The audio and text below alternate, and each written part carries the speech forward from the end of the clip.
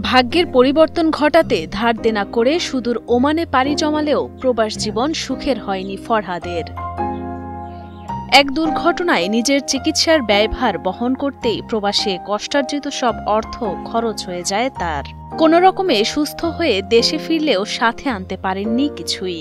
একদিকে ঋণের বোঝা, আরেকদিকে ছেলের চিকিৎসার অর্থ জোগাড়ের চিন্তায় দিনরাত কাটে দুঃখিনী মায়ের। কর্জ করে দিছি, আবার কর্জ সুদ করানো 2 লাখ 2.5 লাখ টাকার মতন কর্জ আছে।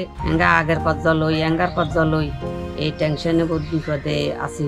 জানা যায় 2009 সালে প্রথমবার ওমানে পাড়ি জমান চট্টগ্রামের মিরসরাই উপজেলার মোটবাড়িয়া গ্রামের ফরহাদ হোসেন। দীর্ঘ 8 বছর পর দেশে ফিরে বিবাহ বন্ধনে আবদ্ধ হন তিনি। তাদের ঘর আলো করে একে একে জন্ম নেয় একটি ছেলে ও একটি মেয়ে সন্তান। পরবর্তীতে আবারও ধার দেনা করে 2023 সালে জুন মাসে পাড়ি দেন ওমানে। মধ্যপ্রাচ্যের দেশটিতে নির্মাণ শিল্পে শ্রমিক হিসেবে কাজ করতেন তিনি। কিন্তু ভাগ্যের বিড়ম্বনায় 1.5 মাস আগে হঠাৎ অজ্ঞান হয়ে মেঝেতে পড়ে গুরুতর আহত হন ফরহাদ। এতে তার মাথার বাঁ পাশের একটি হাড় ভেঙে যায়। প্রায় 15 দিন অজ্ঞান হয়ে হাসপাতালে চিকিৎসাধীন ছিলেন এই প্রবাসী। প্রবাসের ভিতরে এটা দুর্ঘটনাটা ঘটছে। এই ঘটনাটা আমি অজ্ঞান করে গেছিলাম রুমের ভিতরে। ওখান থেকে আমার 14-15 দিন পর্যন্ত খবর ছিল না, 3 দিন 4 দিন পরে মশাইছে।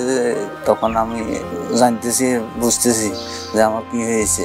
শারীরিকভাবে কিছুটা সুস্থ হয়ে দেশে ফিরে আসেন ফরহাদ। প্রবাস যাত্রার 1 বছর না পেরোতেই হুট করে দেশে ফিরে আসায় শোধ করতে পারেননি ঋণের বোঝা।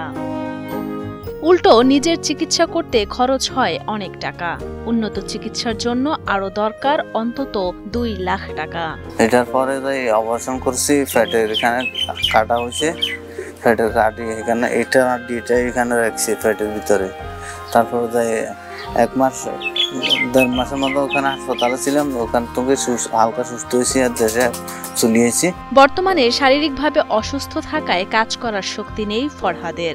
এখন তার ছোট ভাই পরিবারে একমাত্র উপার্জনক্ষম ব্যক্তি। সিএনজি চালিয়ে যা উপার্জন করেন তা দিয়ে কোনোভাবে চলছে তাদের সংসার। অভাবের সংসারে দুবেলা খাবার জোগাতে যেখানে হিমশিম খেতে হচ্ছে, সেখানে 2 লাখ টাকা জোগাড় করা যেন স্বপ্নের মতো। অপারেশনটা আবার দেশে করা লাগবে, চিকিৎসা করা লাগবে।